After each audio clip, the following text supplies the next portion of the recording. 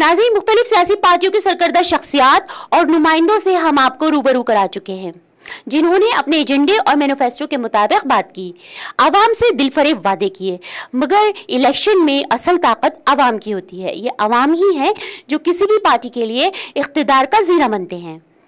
आज आवाम से उनकी राय जानते हैं कि 2019 के इलेक्शन में वो किन बुनियादों पर वोटिंग करेंगे और उनके सामने क्या क्या मसाइल हैं। आज के दौर में महंगाई, बेरोजगारी, हिंदू मुस्लिम फसादात और लिंचिंग जैसे मसले आवामी जहनों पर छाए हुए हैं। ऐसे में आवाम की सोच काफ़ी अहमियत रखती है कि वो राम मंदिर, हिंदू मुस्लिम, ज़ात पात और मज़हब की बुनियाद पर वोट देंगे या हिंदुस्तान के बुनियादी और ज़मीनी मसाइल की बुनियाद पर अपने वोट का इस्तेमाल करेंगे। आइए शाहीन बाग के सियासी तौर पर बेदार कुछ अफराद से बात करते हैं और जानते हैं कि 2019 के इलेक्शन में अवाम का मूड क्या है। बात करते हैं तनवीर साहिबा से। तनवीर साहिबा, आप यहाँ पे काफ़ी दिनों से काम करती चली आई हैं, आप एक सोशल वर्कर हैं। आप क्या समझती हैं कि इस एरिया में क्या ऐसे काम हुए हैं जिनको आप सामने रखकर वोटिंग करेंगी?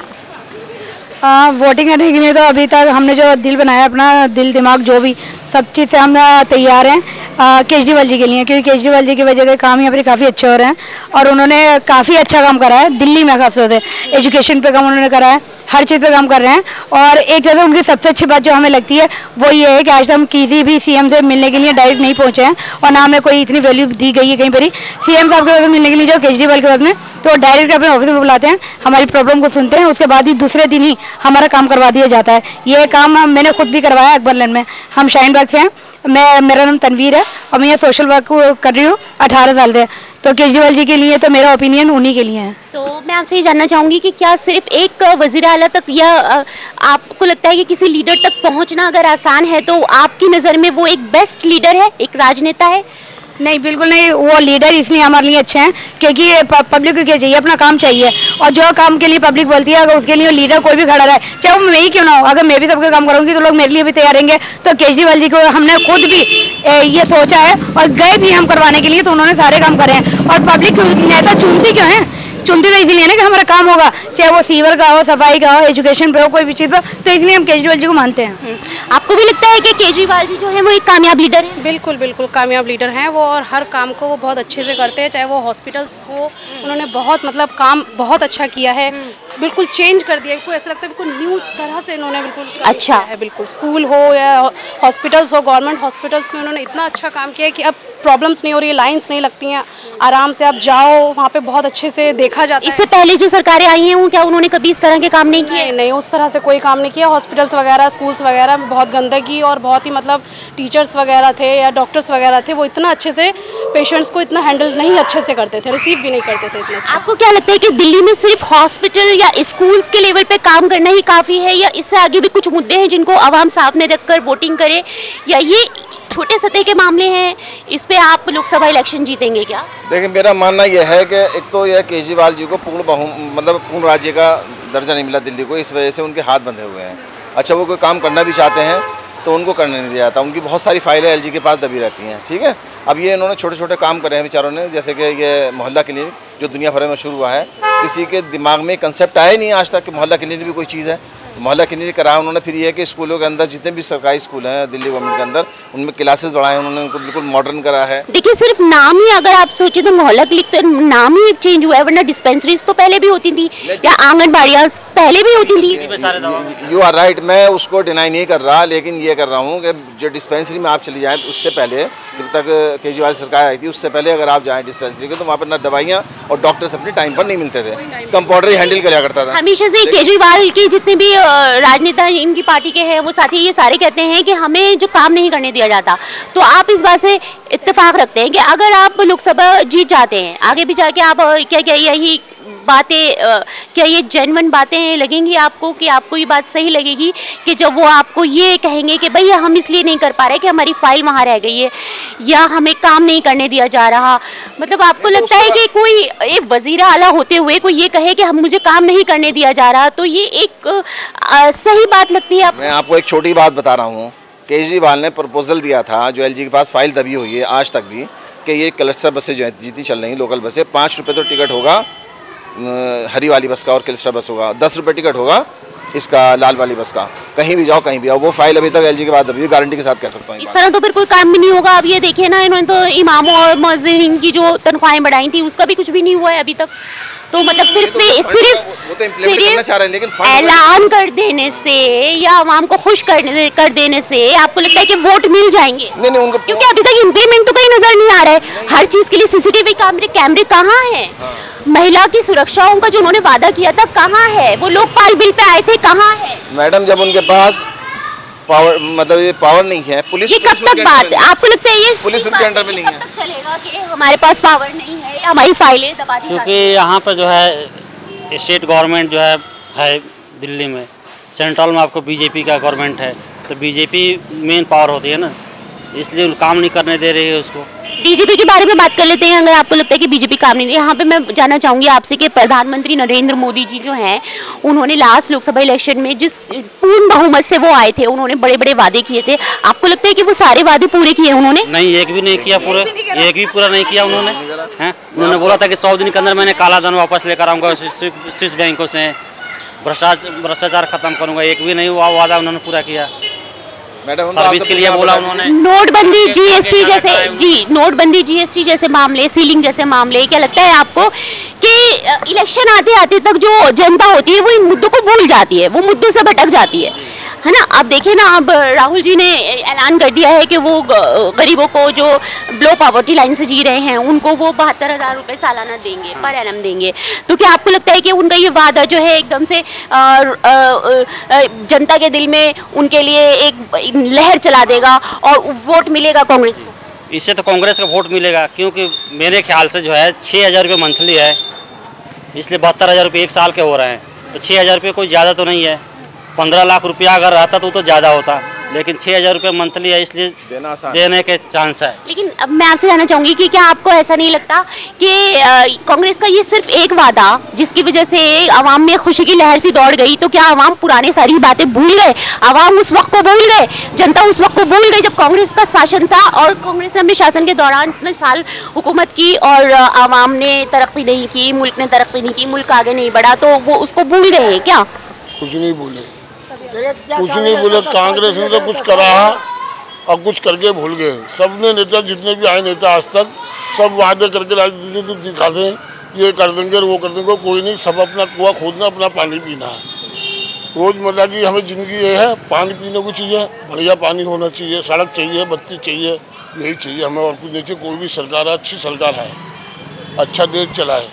बीजेपी के बारे में तो सबको कहना है, बीजेपी के बारे में तो हमने एक बात कहेंगे, उसने कुछ कराया है नहीं कराया, लेकिन हाँ हिंदू मुस्लिम में बहुत ज़्यादा कट्टरता फैला दी और हिंदू मुस्लिम में दंगे इतने फैला दिए गए। मुसलमानों का कट्टर दुश्मन है बीजेपी, और बीजेपी को हमारे यहाँ भी कोई भी वोट नहीं देगा। अगर कांग्रेस और आम आदमी का है तो हम केजरीवाल जी को तो देंगे, लेकिन बीजेपी का हमारे यहाँ तो कोई भी वोट नहीं जाएगा। हाँ, आपने ये सांप्रदायिक तत्वों की बात की, तो यहाँ पे पूछना चाहूँगी, लिंचिंग जैसे मामले हैं या गाय के जैसे मामले हैं, उन पर काफ़ी लोग मुसलमान लोग मारे गए, बेगुनाहों को मारा गया, और एक जहनियत ये बन गई कि भाई जो ये मुसलमान है, ये दाढ़ी वाला है, इसको ये हमारा दुश्मन है।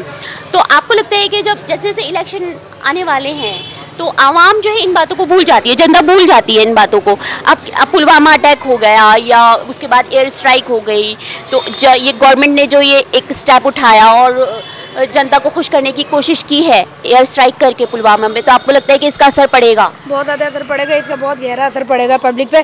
भले ही वो है कि बीजेपी को वोट नहीं मिलेंगे, लेकिन ये जो मुसलमान वोट है वो बढ़ेंगे, वो सपा में और गठबंधन जो है उस पर भी जाएंगे, कांग्रेस को भी जाएंगे। इस वजह से भले वोट बन सकते हैं, बढ़ सकते हैं लोगों के, लेकिन बीजेपी को तो मुसलमान नहीं देगा, कोई भी मुसलमान बीजेपी को नहीं देगा वोट। अगर आप बीजेपी को वोट, हिंदू भी नहीं देगा, जो हक बोलने वाला का हिंदू भी नहीं देगा। हिंदू भी अंदर ही अंदर, हिंदू मुसलमान में इतना दिल में दुरात डाल दिया कि जिसका हद नहीं है, हम लोग कोई औकात नहीं है।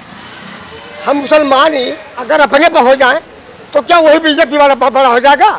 ठीक है, आपकी बात ठीक है, मैं मानती हूँ इस बात को कि बीजेपी ने इस तरह के काम किए हैं जिससे मुसलमानों में उनके लिए गम गुस्सा है, गम गुस्से की लहर है। तो क्या आप कांग्रेस से संतुष्ट हैं? कुछ नहीं। क्या आप कांग्रेस से संतुष्ट हैं? कांग्रेस वो जो कह रहा है, ये मोदी जो कह रहा है, ये कह रहा है कि हमने कमर तोड़ दिया पाकिस्तान का। एक बच्चा चूहिया नहीं मारा हुआ, बिल्कुल नहीं मारा, कोई नहीं मारा। 300 मतलब आप ये कह रहे हैं कि पुलवामा अटैक जो हुआ था ये एक चुनावी स्टंट है? फौजियों का जो कत्लेआम करवा रहा है ये खुद मोदी करवा रहा है। बिल्कुल बिल्कुल कोई नहीं कर रहा है ये। नाम किसी और का लग रहा है। मुसलमानों को हर चीज सब मुसलमान। और जम्मू में कश्मीर में 1 लाख आदमी मरवा दिया मुसलमान को। क्या सोचता है? ऐसे इंदिरा भी की रहा, दसबंदी कराया 18 साल के बच्चों को, तो 10 साल से देखा तो ठुकरा रही है, डूब रही है। बस वो हैदराबाद हाउस में रहता था, घर घर दावत खाती थी। इंदिरा जब आई है, जब हारी है, जैसे ये भी हारेगा। ये क्या समझता है? ऐसा हारेगा कि गधा सिंह जाता है वैसे जाएगा। इसने स्टेसी कर दी पूरे देश की, कोई कोना नहीं छोड़ा इसने, जो हर देश की देश के लिए इसने सारे मुल्क घुमा तो खर्चा। मैं आपसे जानना चाहती हूँ, आपका क्या नाम? रफीक अहमद खान। रफीक साहब, मैं आपसे जानना चाहती हूँ कि आप बीजेपी की पॉलिसियों से नाराज हैं, दुखी हैं, और आपको लगता है कि उसने मुसलमानों और हिंदू को बांटने का काम किया है। जी जी। लेकिन क्या आप कांग्रेस के काम से संतुष्ट है? आपको लगता है कि कांग्रेस उसका अल्टरनेट बन सकती है? भाई कांग्रेस से तो हर आदमी चाहता है। कांग्रेस ने कभी कोई एकता में उसने नहीं करा, फर्क नहीं डाला। पूजा में, पाठ में, सबके धर्म अलग अलग है। इसने हर धर्मों में सबके कटअप करा दिया। इसने धर्मों में हर में जो काम नहीं करना था वो करा इसने। तो ऐसे नहीं करना। जिस आदमी ने ये नहीं चलाया, जिसने अपनी औरत को नहीं चला सका, 30 साल तक औरत बैठी रही, वो देश चलाएगा? वो देश जीतती तो हर मुल्क में घुमा। वो किसका खर्चा पड़ा? वो पब्लिक पे खर्चा पड़ा ना। लेकिन देखिए, गुजरात में अगर फसाद होते हैं या मुजफ्फरनगर में अगर फसाद होते हैं तो इसको हम कहते हैं कि भाई बीजेपी की गवर्नमेंट ने फसाद किया है। तो क्या कांग्रेस की गवर्नमेंट में ये फसाद नहीं हुए थे? क्या मलियाना और हाशिमपुरा कांग्रेस के जमाने में नहीं हुआ था? मेरठ मलियाना ये बीजेपी के टाइम में क्या? नहीं, मेरठ और मलियाना क्या? नहीं, वो कांग्रेस जमाने में हुआ। तो फिर आपको क्या लगा?